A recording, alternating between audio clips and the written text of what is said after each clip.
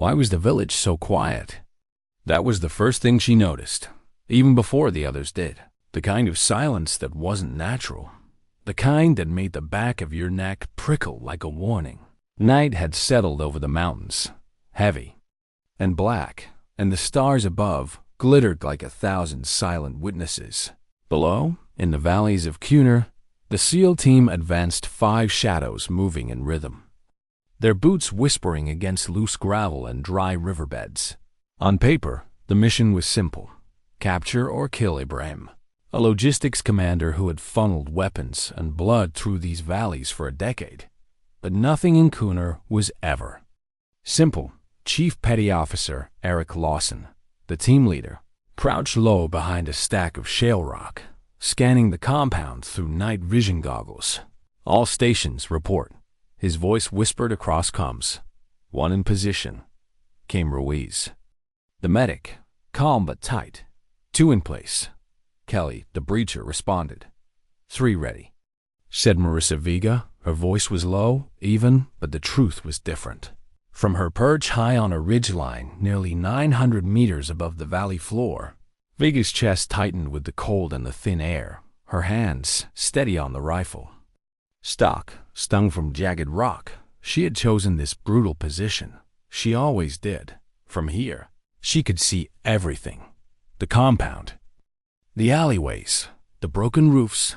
Her rifle lay beside her like a promise. A custom-built Mk13 Mod 7, balanced and tuned for one purpose. She was the eye in the dark, the one who watched, and yet the silence below gnawed at her. Where were the guards? Where were the dogs that barked whenever Americans crept too close to these walls? The gates of the compound hung open, unmoving in the windless night. Not a lantern flickered, not a voice echoed. It was too still. Lawson signaled forward. Move on green. Execute. They slipped into the village like liquid shadow, weaving between mud brick walls and crumbling alleys. Every step was measured, every breath contained. Vega followed through the scope, tracking each man's position, cataloging angles, watching for anything that moved, but there was nothing. Only smoke from distant cooking fires and the endless hum of insects. Her instincts whispered, this wasn't right. Valkyrie. Lawson murmured into comms, using her call sign. Anything? She adjusted her thermals. Faint ghost-like shapes rippled, but none with the heat of a human body. Negative, still, and quiet. No signatures on the roof. Still and quiet. She hated those words. They breached. Kelly placed a tiny charge against the inner door and blew it silently. The team flowed into the courtyard trained. Precise, flawless in their movement. They expected noise, resistance, confusion. Instead, there was emptiness. A well sat in the middle of the space. A few broken outbuildings leaned against the walls. The moonlight cast long shadows that seemed to stretch and breathe. Then it happened. The iron gate behind them slammed shut. Loud, deliberate. Lawson spun, rifle up, contact rear. The night erupted. Gunfire burst from the upper floors like lightning. Muzzle flashes cracked open the dark. Bullets slamming into stone walls and ricocheting into the courtyard. It was an ambush. Vega's heart surged, her worst fear confirmed. The silence had been bait. Ambush. Kelly shouted, firing back toward the roofline. Ruiz screamed, a sharp, raw cry. I'm hit! Blood poured from his thigh as Lawson dragged him behind the well, pressing hard against the wound. Stay with me, Lawson growled. Voice breaking through the chaos. Vega swung her scope, scanning. Her breath fogged the lens. Too much smoke. Too many heat signatures blending together.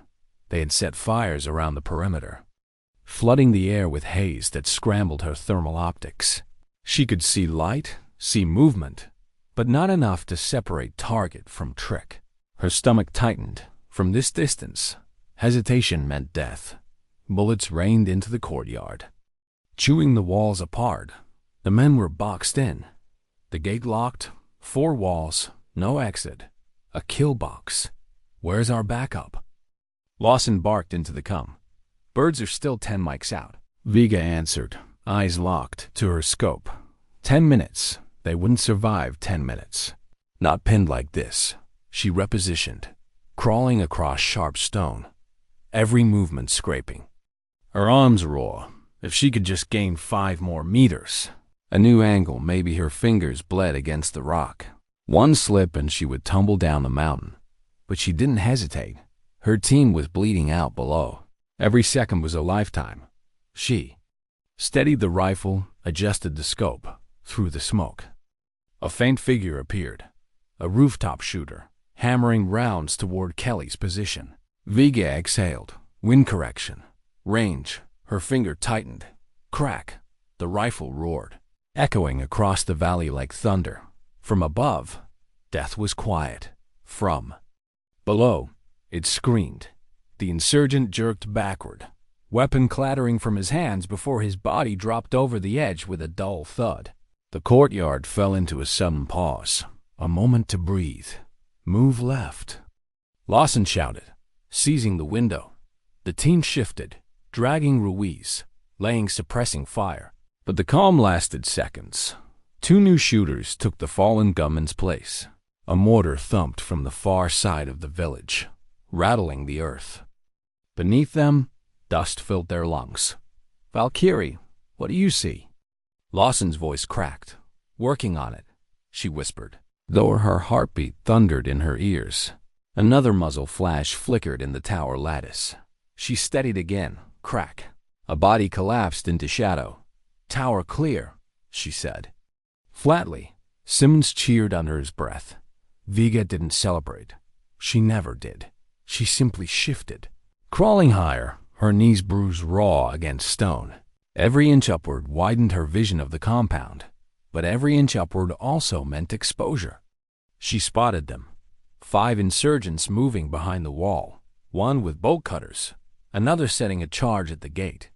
They were coming in, determined to finish it up close. Not if she could help it. Crack. The man with the charge dropped backward. Violently, dead cord still in his hand. Another froze. Crack. 2 down. The courtyard team surged at the opening, laying fire. "She's got eyes." Lawson shouted, but then the counter came. A sniper found her. A round smacked into the rock inches from her face, spraying stone chips into her cheek. She rolled, heart pounding. They had her position. "I've got to shift 10 meters or I'm done," she whispered into Combs. "Negative. We need you on that gate. Then I stay alive by moving. Cover me." She crawled sideways, flat against the dirt, rifle in hand, teeth clenched. Every shot around her sparked stone. Dust filled her mouth. Her body trembled. But her face stayed cold, calm. This was why she was here. Not just to shoot, to hold chaos back from swallowing her team. The gate came into view. The lock, heavy iron, sat chained and obscured by brace. It was insane. A near impossible shot from 800 meters. Too much angle, too little margin. "It's a maybe," she said. "Take the maybe," Lawson answered. She exhaled, adjusted half a click west, and fired. Crack. For a second, silence. Then a metallic pop, the lock shattered, chain dangling loose. Kelly's stunned shout broke across the comm. "The lock's broken." She hit it. Vega's face didn't change. "You're welcome, now move." The team surged, dragging Ruiz toward the now broken gate. Smoke grenades cloaked their retreat as bullets chased through the air. From her perch, Vega scanned again. A technical truck roared to life beyond the compound. Flatbed gun swinging toward the alley where the team would emerge. Too far. Too fast. Her mouth went dry. She steadied on the hood seam. Crack. The engine screamed. Smoking. The truck jerking sideways. Axle snapping. The gunner leapt out, fleeing. Into the dark. "You just disabled a moving truck from 700 meters. Lawson breathed, disbelief in his voice. "You're welcome again," Vega answered, already shifting her scope back to rooftops. She didn't exhale until the team slipped into the alley, alive, but she knew better than to celebrate. The gate was open, but every exit led into another ambush, and somewhere, behind the smoke and flame, the target they came for Ibrahim was still out there.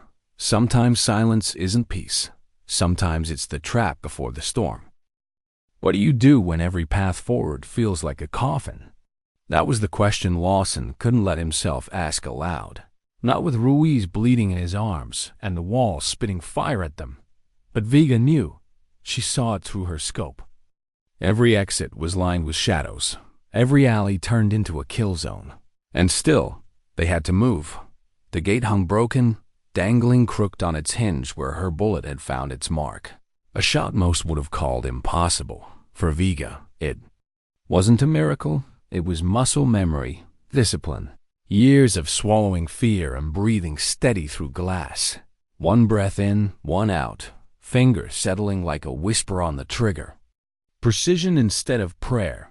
And now precision was all that held them together. The team scrambled into the alley, dragging Ruiz between them. Smoke from their grenades twisted in the courtyard behind, swallowing the kill box in a choking fog. But the smoke was temporary. The enemy wasn't. From her ridge, Vega tracked 3 men moving across a rooftop terrace, machine guns braced. They were waiting for the SEALs to emerge, lining up an angle that offered no cover. Her scope caught them. Heartbeat slowed. Crack, one down. The second turned. Confusion. In his body language, crack. His head snapped back. Blood blooming into sandbags. The third ducked, smart. Smarter than most. Vega adjusted. Shifted to his predicted escape route between 2 chimneys. Crack. He never made it through. Clear. Lawson's voice cut sharp through comes for now, but clear was just a word. And in war, words don't last. Through her lens, Vega caught movement at the far edge of the compound. A tall man in black robes, radio in hand, issuing orders. With calm authority, he carried no weapon, but men around him moved when he spoke. Younger fighters, raw but obedient. He gestured toward the very gate she had blown open, commanding reinforcements to the breach. Vega froze. The face was older than the photo back at base, a gray streak through the beard. Eyes harder, shoulders heavier. But it was him, Ibrahim, the man they had come for, the man who had built supply. Chains like veins across the province, feeding weapons into ambushes, bombs into checkpoints, hate into every valley. Through her scope, she could take him, one pull. Ended. But he stood near fuel drums, stacked like a wall of fire waiting for a spark. And the team, her team, was sprinting through the alley just meters from the blast radius.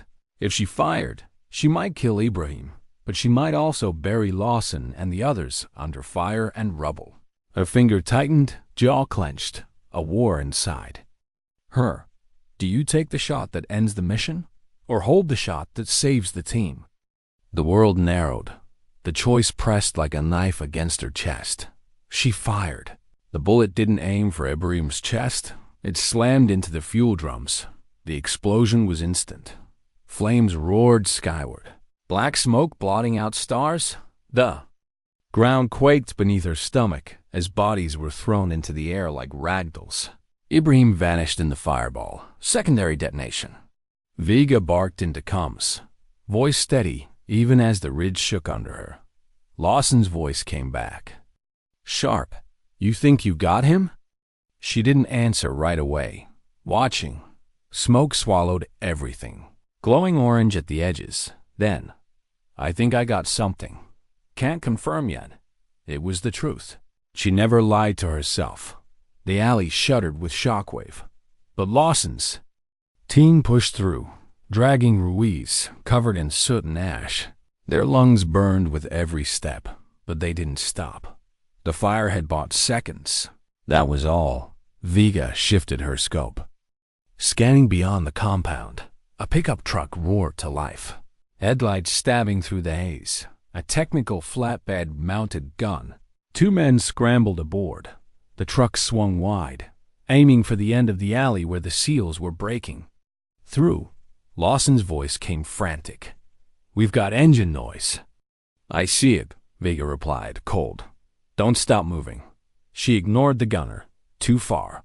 Too much cover. Instead, she settled on the one thing no truck survived without. Crack.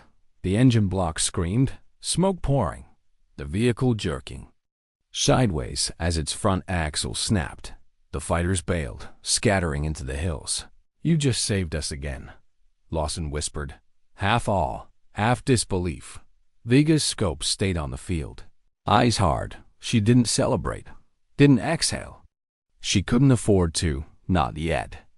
Because shadows still moved, always more shadows. The team broke from the alley into open terrain. The night should have felt like escape, but instead it stretched like a firing range. No cover, no walls, just dirt and exposure. And in that exposure, Viga spotted it, another sniper, prone in the grass with a long rifle braced. Not aiming for the seals, aiming for the sky. The helicopter, they're right out. Viga's voice cut across comms. "Sniper, south field. He's targeting the bird, taking the shot." No time for calculations, no time for correction. Just instinct. Crack. The man jerked sideways, chest blooming red. His rifle fell useless in the grass. Seconds later, the Black Hawk swooped low, blades carving the night. Gunship circling overhead with the growl of a predator. The team ran, every stride heavy. Ruiz grunting with pain, but still alive between Kelly and Simmons. They climbed aboard as the chopper touched down. Lawson slammed a hand on the pilot's shoulder. "Up, go!" Viga watched from her ridge as the helicopter lifted into the night. Her team aboard, alive. Relief should have washed over her. But it didn't, not yet. Because the compound still burned. Because Ibrahim's body had not been confirmed. Because the fight wasn't over. She sat back, muscles trembling, fingers raw. Scope pressed to her eye. Every instinct screamed that more was coming. She wasn't wrong. Movement, southern slope, flashlights bobbing, more men, a squad-sized element climbing. Toward her position, 10, maybe 12, spaced too evenly. Signaling with hands, not villagers, not farmers. Professionals, a recon team, or worse, a hunter-killer unit, sent to silence the sniper who had cracked open their trap. Viga's lips pressed thin. "Command, this is Valkyrie. Enemy QRF approaching. My ridge, southern slope, estimate 12 operators." The response came fast. "Valkyrie, exfil team rerouting, ETA 6 minutes. Can you hold?" She looked at her rifle, at the terrain, at the narrow ridges where she could disappear. Or stand her ground. "I'll have to," she whispered. She shifted behind the boulder, adjusted elevation, and checked her mag. 10 rounds. That had to be enough. The first man crested the hill, NVGs glowing like eerie green eyes. Crack. He folded silently, tumbling backward. The others hesitated, not panic-trained. They fanned out, flanking, advancing cautiously. Crack.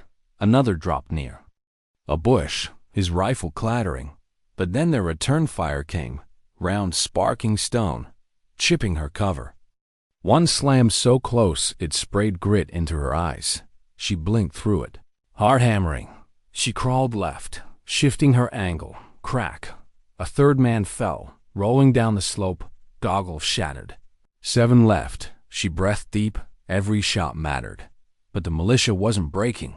They pressed harder, charging toward an outcrop that would give them an angle on her position. She waited, steady, patient. 2 lined up in her scope. Crack. 1 bullet, 2 bodies, 5 left. A radio chirped. "Valkyrie, this is Talon 2, on final approach. Smoke." "You're LZ." She pulled a flare, yanked the cap, tossed it into open ground. Red fire hissed alive, glowing like blood against the rocks. Now everyone knew where she was. The last 5 opened up. Bullets screaming across the ridge. 1 grazed her thigh. Pain ripped through her leg. Hot and sharp, she gritted her teeth, bit back a scream, rolled behind cover. Blood soaked through her pants, but she forced her eyes back to the scope. "Stay sharp," she whispered to herself. Just 1 more minute. A shadow darted left. Crack 4. Another crouched too long behind a rock. Crack 3. Her mag emptied. She slammed in her final 5-rounder, fingers trembling from cold and blood loss. Helicopter blades thundered closer. The last 3 fighters froze, looking up at the sky, just long enough. Crack, crack. All 3 fell. The Black Hawk hovered overhead, ropes dropping, Rangers fast roping down. "Senior Chief Vega." A voice shouted, "Where are you?" She slung her rifle, limped into view, blood dripping down her leg. "Right here." They pulled her aboard as the helicopter lifted, leaving the ridge below littered with bodies and fire. Only then, as the wind roared around her and the ground dropped away, did she close her eyes. Not because it was over, because she had survived. Sometimes survival isn't victory. Sometimes it's just another wound you carry. How do you know when a mission is truly over? Is it when the helicopter lifts away from the fire? When the team counts heads and finds them all alive? Or is it when the enemy no longer has breath left to fight? For Marissa Vega, none of those answers felt right. The helicopter thundered across the night sky, carrying her broken and bloodied team away from the valley that had almost swallowed them whole. Ruiz lay pale on the floor, medic hands pressing hard into his wound. Eyes flickering but still open, Lawson sat against the cabin wall, helmet tilted back, breathing heavy, his gaze fixed on the floor. Simmons and Kelly were quiet, too quiet, each staring at nothing, as though still hearing the ricochet of rounds inside their heads. And Vega? She sat alone at the edge of the open door, rifle across her lap, wind slapping her face, the burn of her grazed thigh throbbing with every pulse. But she wasn't thinking about the bullet wound. She wasn't thinking about the shot that shattered the gate or the truck she had disabled or the dozen men she had pulled from rooftops. She was thinking about Ibrahim. The blast had swallowed him, but smoke had stolen confirmation. In her scope, she had seen him vanish, no body, no movement, no proof. And in war, a ghost is more dangerous than a corpse. When they landed at Forward Operating Base Sergeant, the rotors still chopping dust into the air, Vega stepped off the bird with a limp. Medics rushed Ruiz away. Lawson barked orders, his voice hoarse but firm, shuffling his men to debrief. Soldiers from other units watched them with wide eyes. Whispers traveling fast. The sniper who cracked the gate. But Vega didn't hear the whispers. Her ears still rang with the roar of her rifle. Her eyes still burned with the glow of fuel drums exploding. Her chest still carried the weight of a choice that had no clean ending. Inside the base, floodlights lit up the perimeter fence. Spotters scanned the hills. Armor patrols rumbled along gravel roads. Argent was a fortress, but it felt brittle, as though the mountains themselves pressed in on its thin walls. Lawson met her outside the debrief hut. Dust streaked his helmet, fatigue lined his face. He didn't speak until she was close enough to hear his voice over the generators. "We left a trail," he said flatly. "I saw," Vega replied. Her voice was dry, her throat raw from smoke. "They'll be chasing it already." Before either could say more, a young tech specialist hurried over, tablet in hand. "Chief Lawson, Senior Chief Vega, ISR drone footage, about 15 minutes ago." They followed him into the ops hut. The room smelled of coffee and cordite, screens glowing with live feeds and satellite maps. Officers crowded around monitors, murmuring into headsets. On the screen, the compound ruins still smoking, black columns twisting into the sky. But beyond that, 3 trucks, technicals, speeding north along narrow dirt tracks. No flags, no insignia, just men crammed into the beds, armed and alert. "What direction?" Lawson asked. "Toward Nuristan," the tech answered.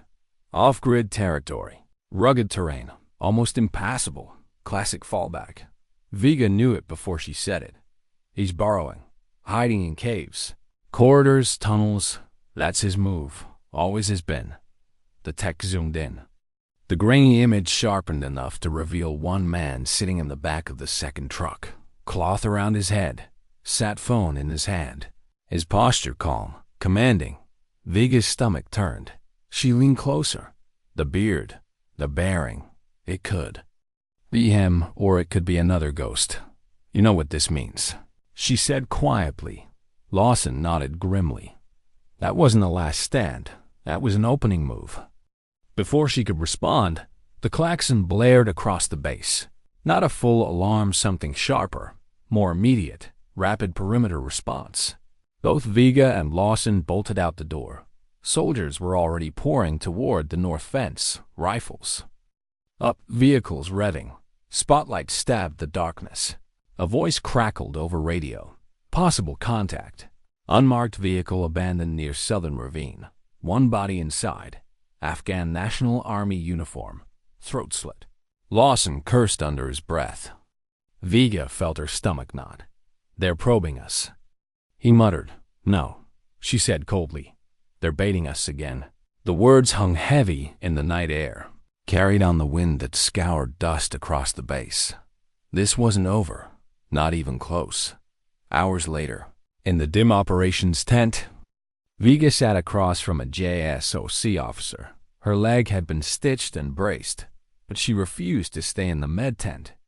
The screens in front of her replayed the same footage, the convoy of trucks disappearing into the jagged teeth of the mountain range. You and your team completed the objective under extreme hostile fire, the officer said. You facilitated a clean extraction and saved half that squad. That gate shot is already circulating across 3 command chains. You'll see recognition for this. Viga's eyes didn't leave the screen. I didn't ask about medals. I asked for confirmation, the officer sighed. We don't have it. Not yet. She jabbed a finger at the blurred silhouette in the back of the truck. That convoy Delta is tracking. They'll lose it before sunrise. Those mountains swallow men whole. The officer's face softened, but not with sympathy, with the resignation of someone who had seen it too many times. Then we'll fight another day. Vega stood. Pain shot through her thigh, but she ignored it. I'll be in the air the second you get eyes. You need recovery. I've had worse. You really think he's still alive? She turned toward the screen, eyes narrowing. I know it. The officer said nothing. Some truths didn't need debate. Outside, the night deepened. Viga walked alone beneath the harsh floodlights, wind cutting like blades against her cheeks. She reached into her vest and pulled out a single object, a spent shell casing. The one from the courtyard shot that had shattered the gate. She rolled it between her fingers like a coin. So much had changed with that one round. A lock broken. A path opened, a team saved. But legends didn't stop convoys, and bullets didn't kill ghosts. Somewhere in the dark, Ibrahim was still moving. And Viga knew. The chase had only just begun. The desert wind rattled the base through the night, whispering against steel rails, howling through watchtowers. Sleep was scarce. Every shadow felt like a threat, every noise a test. Viga sat alone on a cot in the med tent, bandaged, cleared, but not yet released. The painkillers sat untouched on the tray beside her. She wasn't in pain, not the kind medicine could treat. Her gear lay on the floor at her feet, her rifle broken down and cleaned, her helmet scraped raw from rock, and a blood-stained photo of Ibrahim pulled from the compound's intel file. She stared at it until the image blurred, until her eyelids burned. Still no confirmation. Still no closure. Footsteps approached. Lawson entered without knocking. 2 paper cups of black coffee in his hands. He handed her one wordlessly. You haven't slept, he said. Neither have you. They drank in silence for a moment. They weren't chief and senior chief. Just 2 people staring into the same void, waiting for answers that never came. Finally, Lawson spoke. They confirmed the convoy went cold near Wadi Shahan. Locals say the trucks offloaded into canyons too narrow for drones. Viga exhaled slowly. That's Ibrahim's move. Been playing caves and corridors for years. Delta's deploying in 12 hours. High altitude. Insert. They asked for Overwatch. She looked up sharply. They asked for me? He hesitated. No, I volunteered you. Vega's eyes dropped to the rifle by her cot. Her fingers traced the casing of the scope. She didn't answer. Lawson crouched closer, his voice softer. Marissa, you were the one who saw him. You broke the gate. You know how he thinks. Her jaw clenched. She wanted to argue, to push the responsibility back where it belonged. But deep down, she knew, if Ibrahim was still alive, she was the one who had to finish it. He added quietly, this isn't just a mission anymore. It's a hunt. She nodded once, slow. The decision had already been made. Lawson rose to leave. At the door, he stopped, looking back. You said something after the evac. You said you were doing what you were made for. She met his gaze. He shrugged. Just wondering if that's the same as doing what you're meant for. Silence stretched between them. Finally, she replied, I don't know, but I'm still here, so maybe it is. At dawn, Vega stood at the edge of the airstrip. The sky glowed faint with gray light. A modified MH-60 sat ready, rotors idle. Delta operators strapped in, faces painted, silent. A tech sergeant approached with her rifle, upgraded and re-zeroed. Schmidt and Bender 5 to 25. Fresh bore, clean glass, you're good to 900. Vega took it like it was sacred. The weight in her hands felt right. Balanced, ready. She strapped in across from the operators. One of them, scarred and grizzled, gave her a nod. You're Valkyrie, right? The gate shot. She didn't answer immediately. Then, that's what they're calling it. The man grinned. You gave us a new standard. Most of us would have written that gate off as a loss. Vega adjusted her sling. Her voice was low. Even I didn't have time to hope someone else would do it. Respect flickered in his eyes. The engines roared to life. The bird lifted, banking toward the mountains, and as they flew deeper into Nuristan, Vega felt the world tighten again.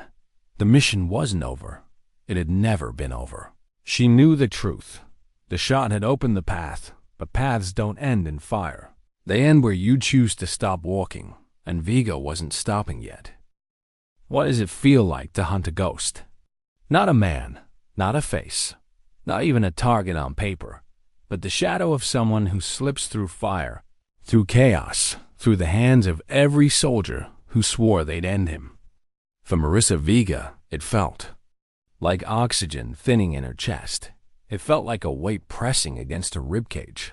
It felt like silence, heavier than gunfire. The MH-60 thundered through the pre-dawn dark, rotors slicing the sky. Vega sat strapped in, rifle across her lap. Eyes closed, but not resting. Across from her, the Delta team sat stone still, painted faces, scarred hands. Men who didn't need words to prepare. They were going into the canyons of Nuristan, a place where sound traveled farther than light, where fighters had hidden for centuries, where every shadow could be a mouth of stone swallowing you whole. At 18,000 feet, the ramp dropped. The night screamed cold. One by one, the operators leapt into black air, bodies swallowed by wind. Vega followed, the world rushing against her face. Her body weightless for endless seconds before her chute yanked hard. Stealing her breath, the mountains rose beneath her like claws. Jagged ridges, sheer walls, valleys dark as coffins. She drifted downward, silent, breath fogging inside her mask. At 8,000 feet, she cut the chute and dropped into the rock, knees. Biting into the earth, the impact rattled her bones. But she rose quick, stripping the chute. Rifle slung, eyes already scanning. The team regrouped, small signals flashing in the dark. They moved like shadows, sliding between bigger shadows, silent, purposeful. Hours passed like heartbeats. The sun crept over the horizon, spilling pale light into the ravines. Vega found her perch, a ridge 300 meters out, overlooking the canyon. Mouth, she settled prone, scope set, field of vision wide enough to cover 2 possible exits. Her world shrank to the glass. For long minutes, nothing moved. Just wind, just silence, just her own breathing, slowed, steady. But silence is never just silence. It's waiting. It's the inhale before the shot. Then she saw it. Two figures emerging from the canyon shadows. Armed, cautious. They weren't villagers. They weren't wandering shepherds. These were trained. One carried a sat phone, head bent low, eyes darting. The other covered his rear. Her throat tightened. The man with the phone lifted his head just slightly, profile cutting against the pale light. Her heart stuttered. Ibrahim, older, yes, weathered, but it was him. The jawline, the beard, the way he carried himself, not rushed, not afraid, command in every movement. Two tangos, she whispered into Combs. Canyon mouth. One has sat phone. Behavior matches pre-exfil. The Delta lead didn't hesitate. Copy on approach. Vega tracked through her scope. Her pulse slowed, time bent, target confirmed. Ibrahim, her voice came steady, but inside she burned. Target confirmed, standing clear shot. Silence on Combs, then the Delta lead. Take it. Her breath froze. This was the moment. The ghost in her scope, the man who had cost so many lives, who had baited and bled her team, who had walked through fire and come out untouched. Every lesson her mentor Ellis had drilled into her whispered back. Don't just kill with a rifle. Kill with a promise. She promised herself one thing. No one else would bleed because of him. She exhaled. Fingers steady. Crack. The phone hit the ground first, bouncing against stone. Ibrahim dropped a half-second later. Arms limp. Mouth frozen mid-command. The ghost was flesh now. Flesh that bled. Flesh that fell. The canyon erupted with gunfire as the second man raised his weapon. But Delta was already on him. Shadows crashing down. Rifles barking. The fight ended fast, violent, final. Vega stayed on the scope. Breath steady. She didn't celebrate. Didn't cheer. Just watched. Confirming stillness. No movement. No rise of chest. Her voice into Combs was flat, almost cold. Target down. Repeat. Target down. Lawson's voice cracked in from a separate channel. Faint from FOB Argent. Valkyrie, say again. She said it louder this time. Ibrahim is down. The words echoed inside her like stone hitting water, ripples spreading. Not relief, not joy. Just wait. Because when you end a ghost, you don't just kill a man. You kill the shadow that haunted you. And when the shadow vanishes, sometimes all that's left is the silence. 3 weeks later, the silence still hadn't left her. Marissa Vega stood at the edge of Arlington National Cemetery, hands buried in her jacket pockets, wind pulling at her hair. The grass stretched endless. White stones rising like teeth across the hills, her eyes fixed on one in particular. The grave of Ellis, her mentor, the man who had trained her in Montana, taught her to breathe with a rifle. Taught her when not to shoot. She had brought him no flowers, only the truth. You told me once, she whispered, her voice almost lost in the wind. You don't just kill with a rifle. You kill with a promise. I didn't understand it then. I do now. Her throat tightened, her chest felt heavy. She let silence stretch. The way Ellis had always let it stretch during training, waiting for her to figure things out herself. Finally, she added, "It's done. He's gone." The wind rustled the trees. Like an answer only she could hear, she turned and walked away.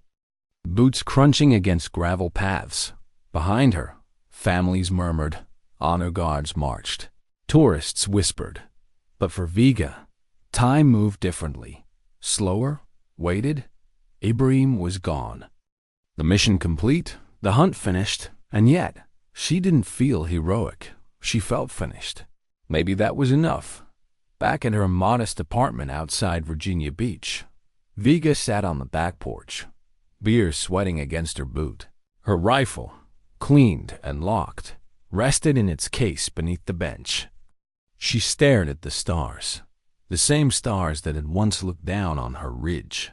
Her kill box, her impossible shots, the phone on her table buzzed, new messages, new assignments, new wars that wanted her trigger finger. She didn't answer. For the first time in years, she wanted to hear what the world sounded like without gunfire, without radio static, without death waiting at the end of her scope. She didn't know how to live inside that quiet yet, but she wanted to try. A few days later, Lawson met her at a quiet beach. No uniforms, just jeans, sweatshirts, boots. They sat on a dune, watching the tide roll in, silence stretching like an old friend. Finally, Lawson spoke. Ruiz is walking again. They're transferring him to San Diego. Vega nodded. A small smile tugged at her lips. Tough bastard. Kelly's up for Silver Star. Simmons too. Good, she said softly. Lawson studied her, tilting his head. You ever think you'll go back out? She didn't answer right away. The waves whispered against the shore. Patient. I used to think I couldn't be anything else, she said at last. Now, I think maybe there's more than one battlefield. Lawson smiled faintly. I like that. They sat in silence again. Two soldiers who had carried fire and ghosts, watching water erase footprints in sand, and for the first time in months, Vega let herself breathe without the weight of her rifle pressing into her chest. Later that night, she opened her rifle case one more time. She didn't sight in, didn't aim, just stared through the glass. Her reflection stared back. Steady, weathered, whole. She closed the case and set it down by the door. Not locked this time. Just resting. Maybe she'd need it again someday. Maybe not. Either way, she'd be ready. Because sometimes the true battle isn't in the canyon or the courtyard. Sometimes it's in learning how to live when the war goes quiet. And sometimes dignity doesn't speak. It simply acts. What happens after the shot? When the target falls, when the war, at least the one with a name and a face, seems over.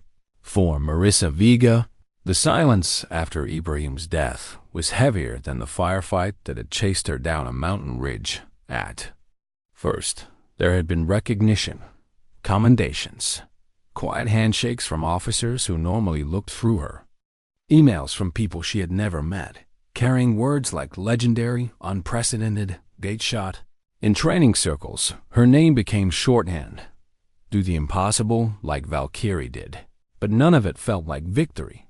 None of it filled the space left inside her, because every time someone said, the shot that saved the team, Vega heard something else. She heard the echo of Ruiz's scream when the round tore through his thigh. She heard Lawson's voice cracking over the radio. She heard the silence before Ibrahim disappeared in the fire. And silence doesn't leave medals on your chest.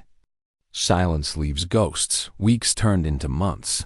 Vega trained with younger operators, running drills on the range, correcting their breathing, reminding them not to flinch when the recoil came. They stared at her like she was myth, not human. One evening, after she dismantled and reassembled a rifle faster than most of them could even strip the bolt, a private whispered to another, "That's her. That's Valkyrie. The gate shot." She pretended not to hear, but she always heard. In the mess hall, the same thing. Soldiers shifting, lowering their voices, sneaking glances, not cruel, not mocking, just reverent, as though her humanity had been replaced by the legend of a trigger pull. At night, she lay on her bunk staring at the ceiling. Sleep rarely came. When it did, it brought her back to that ridge, to the moment she chose fire over certainty, to the second Ibrahim vanished into the blast, even after DNA confirmed it was him in the canyon weeks later. The image of him walking away in smoke haunted her dreams. She thought killing him would end something inside her. Instead, it had left her hollow. One afternoon, Lawson found her on the range. He leaned against the fence, arms folded, helmet under one arm. He watched her fire 5 shots in perfect rhythm, each one dead center at 800 meters. "Still sharp," he said. "Doesn't go away," she answered. "You should put in for a teaching post. Training pipeline could use you." She ejected the mag, sliding it into her pouch. "They don't need me." They need someone who believes the war ends when the target drops. He studied her face, lines etched deeper since the night of the ambush. And you don't? She turned back to the rifle. No. Lawson didn't argue. He knew better. Back at her apartment in Virginia Beach, she tried normal life. Tried walking the streets without scanning rooftops. Tried standing in grocery aisles without mapping lines of fire. Tried sitting at coffee shops without checking reflections in glass. But normal never felt safe. She'd catch herself watching couples laugh. Parents heard children, students scrolling their phones, and she would think, they don't know how thin the silence is, how quickly it breaks. She drank more than she admitted. Sometimes just a beer on the porch, sometimes more, always alone. The phone kept ringing, new deployments, new requests for Overwatch, but she ignored it. She told herself she was done.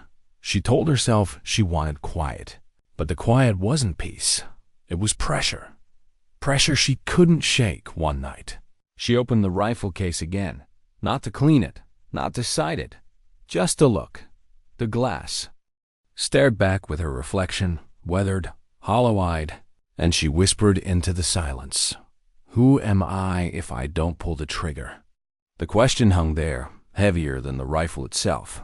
3 months after Ibrahim's death, Vega stood before a panel of officers in a windowless room.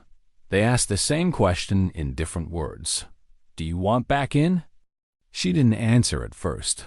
She thought of Ruiz, walking with a limp now, stationed far from combat. She thought of Lawson, still leading teams, still bearing weight he didn't speak about. She thought of the girls in an Afghan village, finally, attending school because Ibrahim's grip had collapsed. Then she thought of the men who had followed him, men who weren't dead yet, and she said, if I go back, it's not because I want to, it's because I can't not. They nodded, wrote something down. She wasn't sure if that was agreement or judgment. Maybe both. Later, at a small bar off base, Lawson slid a whiskey across the table toward her. You sounded like Ellis today, he said. Her eyes flicked up. Don't. He'd be proud. She shook her head, jaw tight. He's in the ground. Proud doesn't mean anything there. Lawson let the words hang then. So what does? Mean something? She stared into the glass. The answer didn't come easy. Finally, that Ruiz walks again. That girls in Cuner can go to school. That maybe the next team doesn't get boxed in a courtyard because Ibrahim isn't there to plan it. That's something, Lawson said. She didn't look at him. It's not enough. The call came 2 weeks later. A cell leader in Kandahar. A planned strike. They wanted her Overwatch. She stared at the phone for a long time before answering. Yes, the mountains greeted her again like old ghosts. Different terrain, different mission, same silence before. The storm. She lay prone on another ridge, scope pressed to her eye, listening to comes as the team moved below. Every muscle remembered, every breath aligned with glass.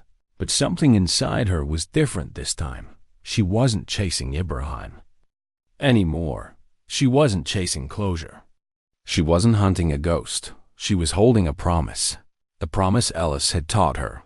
The promise she whispered into herself every night when silence pressed too heavy. Don't kill because you can. Kill because you must. The target appeared. Just like Intel said, a man stepping from a car, flanked by guards. Through her scope, Vega studied his face. Not Ibrahim, not the ghost. Just another man who thought shadows would keep him safe. Her breath steadied, her finger curled. Crack. The round hit clean. The target dropped. Guards scattered. The team moved in. Another mission complete.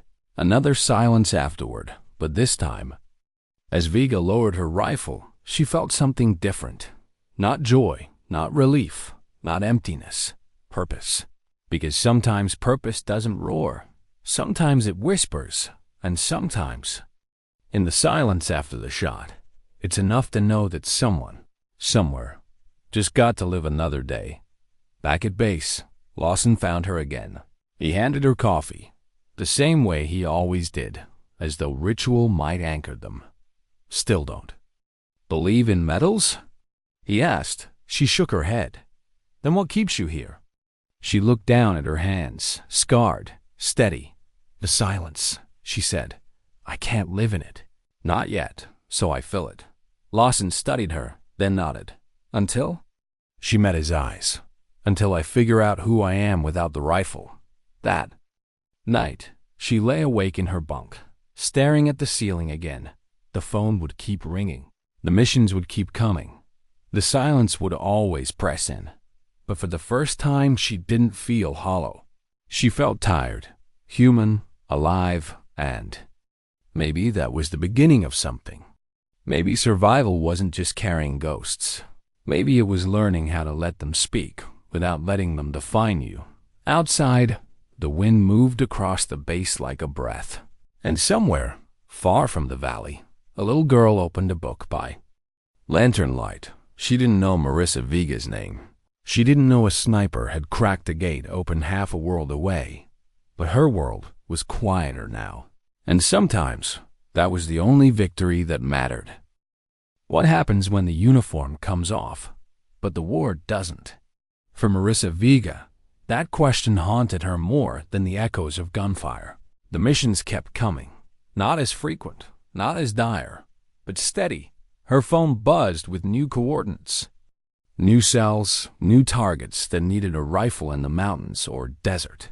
She took some, she turned others down, and each time, the silence between those choices stretched longer. At the base, she was still Valkyrie. Soldiers still whispered the name like it belonged in legend. Young recruits wanted her to show them how she breathed through the trigger pull. How she adjusted for wind she couldn't even feel. They didn't ask about the nights she woke drenched in sweat, or how she stared into glass until she saw her own reflection instead of her target. They didn't want Marissa. They wanted the myth. But at home, when she walked through the small apartment door in Virginia Beach, she wasn't sure which of those names she belonged to either. The walls didn't know her rank. The quiet didn't salute. The only thing waiting was the unopened rifle case leaning against the corner like an accusation. Some nights she would sit at the kitchen table, staring at it, hands wrapped around a sweating glass of beer, jaw tight, wondering if that box was her anchor or her cage. One Friday evening, Lawson knocked on her door. Civilian clothes, ball cap, the easy posture of a man who'd seen too much to be fooled by small talk. She let him in without a word. He looked around the tidy apartment, eyes settling on the rifle case. You ever put that thing away? It is put away.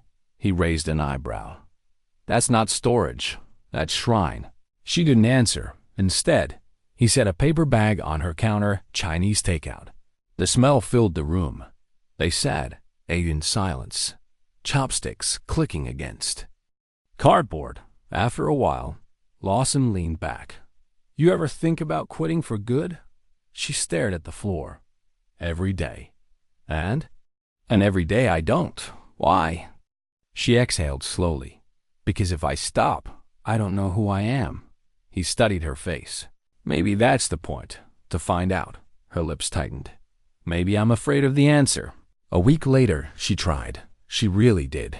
She signed up for a community ceramics class, the kind held in a quiet studio off Main Street, where retirees and college kids shaped clay into mugs and bowls under fluorescent lights. She sat at the wheel, apron tied clumsily, clay spinning between her hands.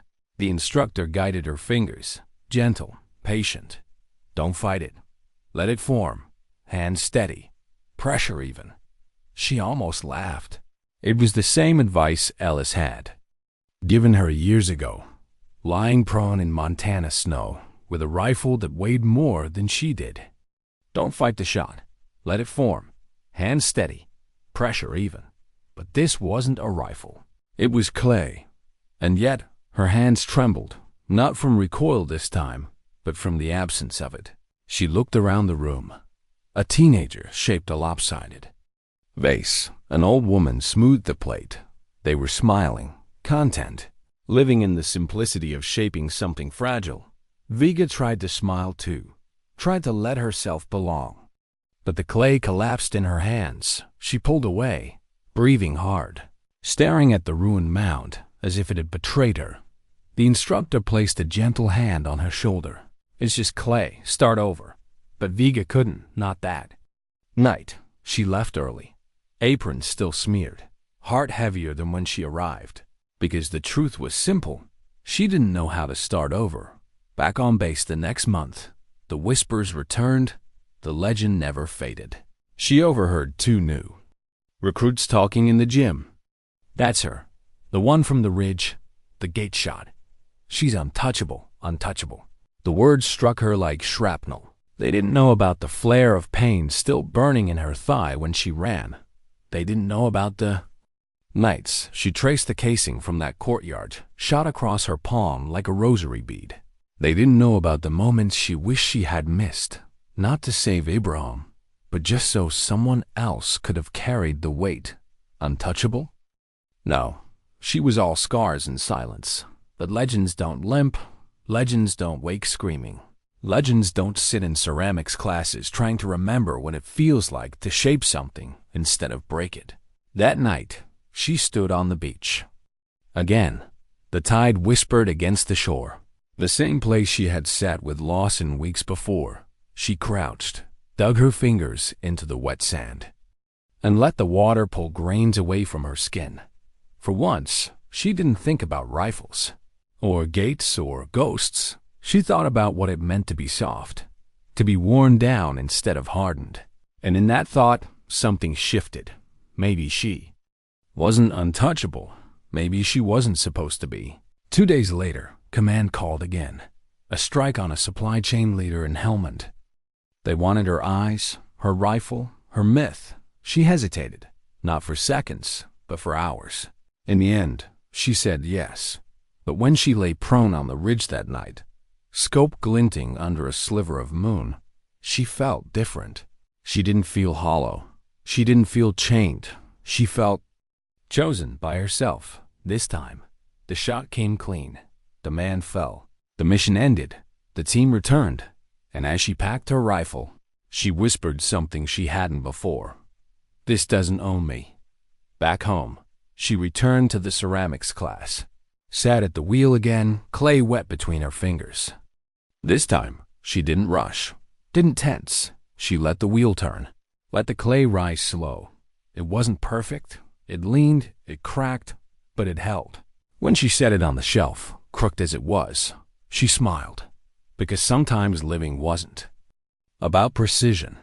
Sometimes it was about letting something imperfect survive. Lawson called her that evening. His voice was tired but light. "Heard you went back." "I did." "And?"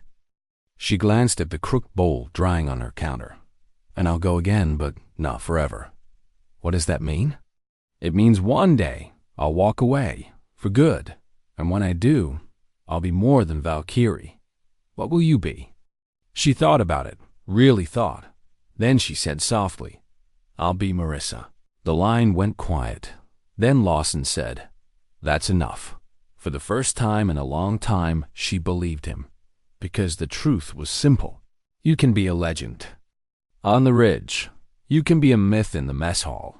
You can be the shot that opens the gate.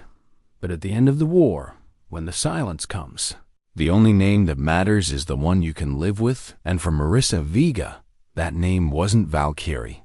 It was the one she was born with.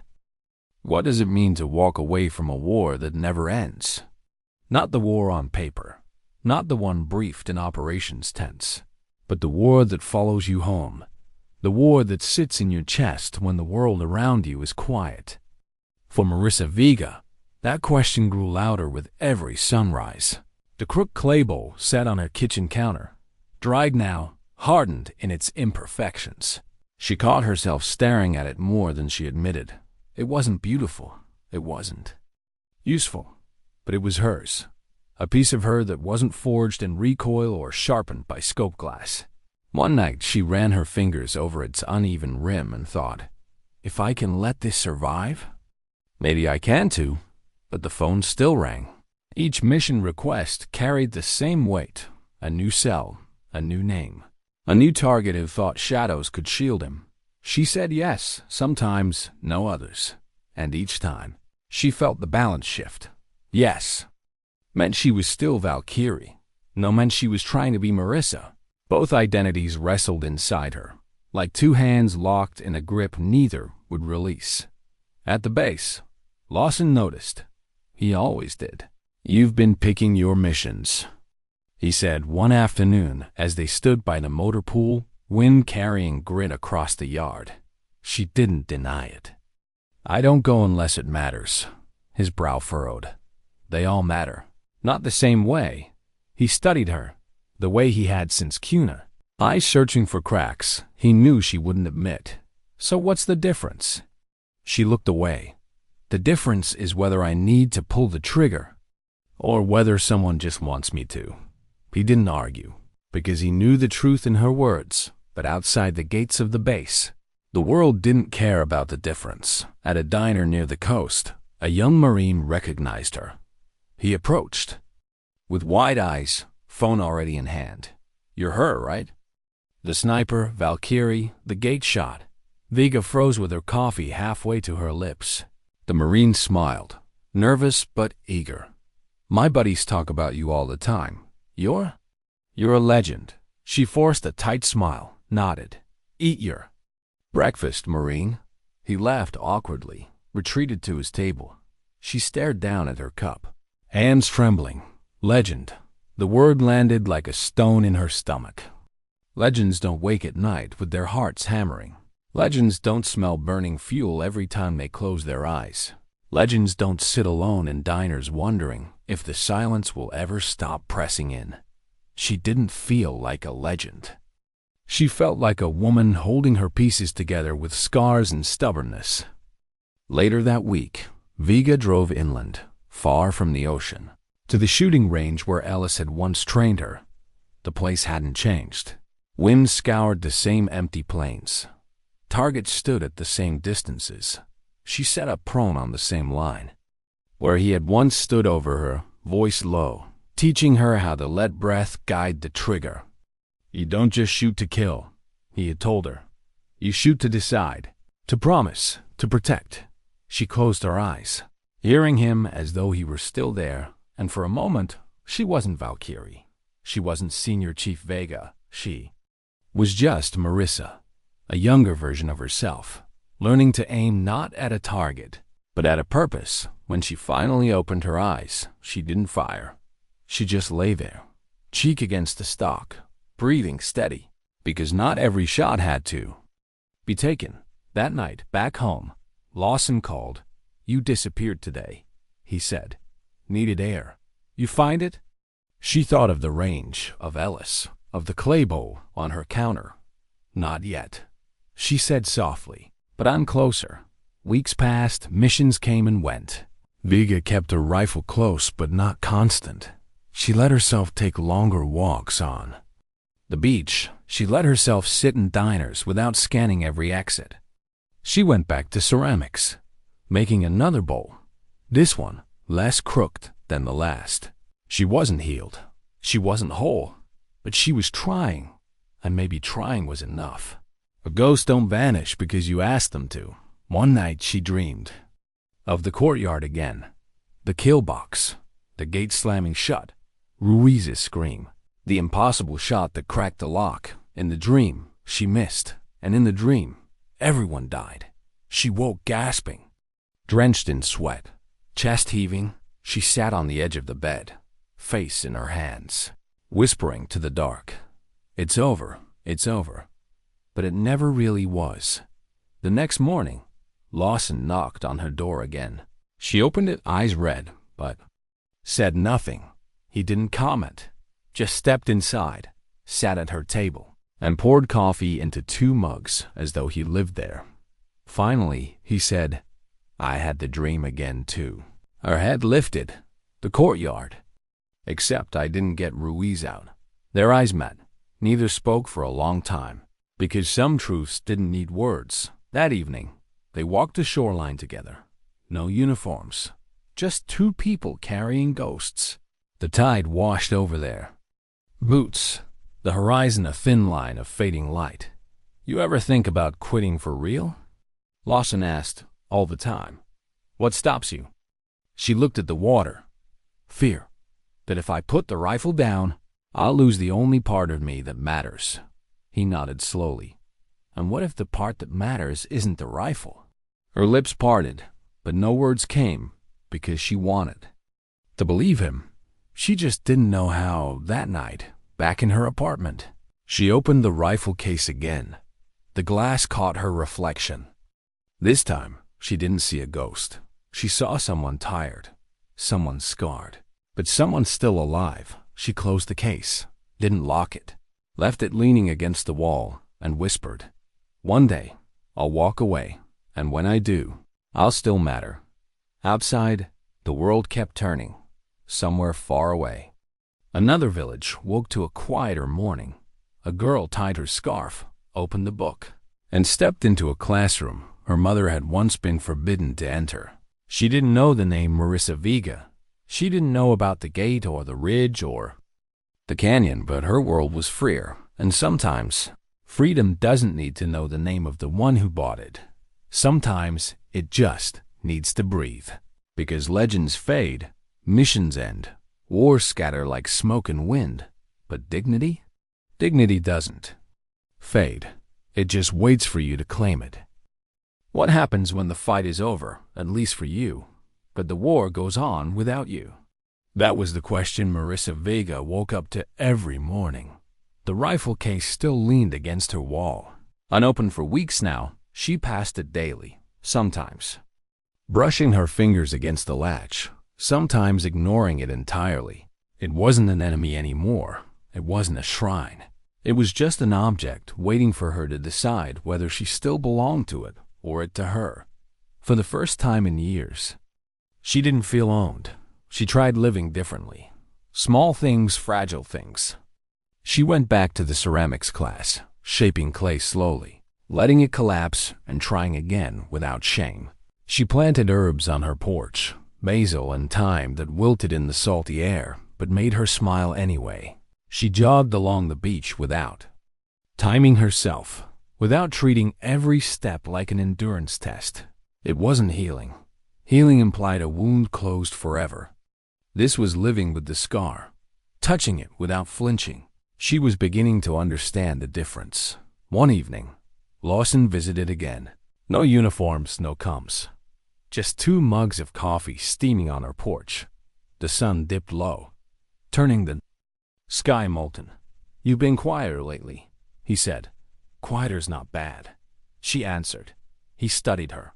"You look lighter." She gave him a faint smile. "Don't say that. You'll jinx it." Silence stretched between them. Comfortable. For once. Silence didn't feel like pressure. It felt like space. Finally, Lawson asked, "You gonna go back out?" She looked at the horizon. Waves crashed, steady and eternal. "Not right now. Maybe not ever." "Think you'll regret it?" She sipped her coffee. "I regret a lot of things. Not all of them come with leaving." He nodded. Didn't press, because he knew some choices weren't about strategy or orders. They were about survival. Later that night, Vega sat alone at her table, the crooked clay bowls lined up on the counter behind her. She pulled a notebook from the drawer, flipped it open, and began to write. Not reports, not mission notes, just words that came to her in the quiet, memories of Ellis. Memories of Ruiz's laugh before the ambush. Memories of Lawson telling her, in his own broken way, that survival mattered as much as honor. She wrote about the ridge, about the impossible shot that saved the team but cost her sleep, about Ibrahim's eyes through her scope, about what it meant to end a ghost. Only to realize you couldn't end the shadow he left inside you. She didn't know who she was writing for. Maybe no one, maybe herself. But the act of putting it down felt like exhaling after holding her breath too long. Weeks later, she visited Arlington again, Ellis's grave. She brought no flowers, only her words, folded neatly into an envelope. She crouched, placed it against the stone, and rested her hand on the cool marble. "I don't know if you call it wisdom or weakness," she whispered. But I think I'm finally learning when not to pull the trigger. Maybe that's what you wanted me to understand all along. The wind stirred through the trees.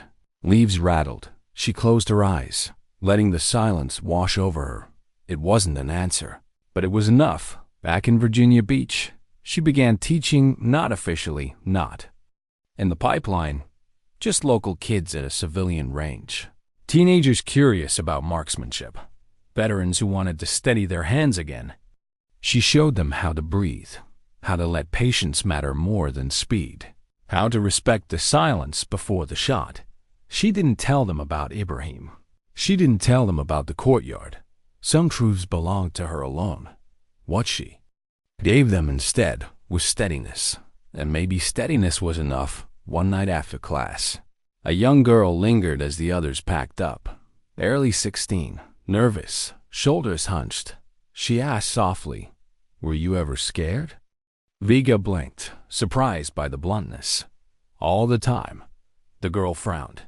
"But you're never supposed to admit that, right?" Vega knelt to meet her eyes. "Listen to me. Being scared means you're human.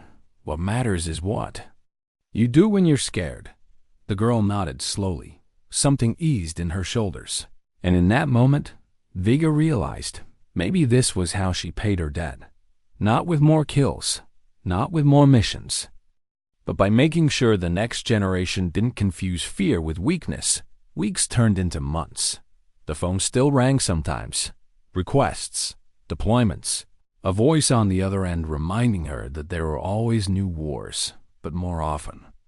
Now, she let it go to voicemail. She didn't owe every silence her trigger finger. Some silences were meant to be lived in, not filled. One quiet Sunday morning, she sat on her porch, coffee in hand, watching the ocean shift under the rising sun. Lawson pulled up, boots crunching gravel. He sat beside her without asking, as he always did. "Been thinking," he said. "Dangerous habit." He smirked. "We should take a trip. No uniforms, no rifles, just life." She raised an eyebrow. "Where?" "Anywhere that doesn't look like a battlefield." She thought about it. About planes that didn't drop her into combat. About skies that didn't promise fire. "Maybe," she said at last. It wasn't a commitment, but it was a start. That night, she stood in her apartment, staring at the rifle case again. For years, it had been the axis of her existence. Every breath, every choice had spun around it. She reached down, opened it, ran her hand over the steel. Then she closed it again. This time, she lifted it, carried it to the closet, set it inside. She didn't lock it, didn't throw it away. She just closed the door, and in that small act, she felt something shift inside her. Not closure, not triumph, peace, fragile, maybe temporary, but real. In the days that followed, she wrote more. Bowls lined her shelves, herbs struggled but grew.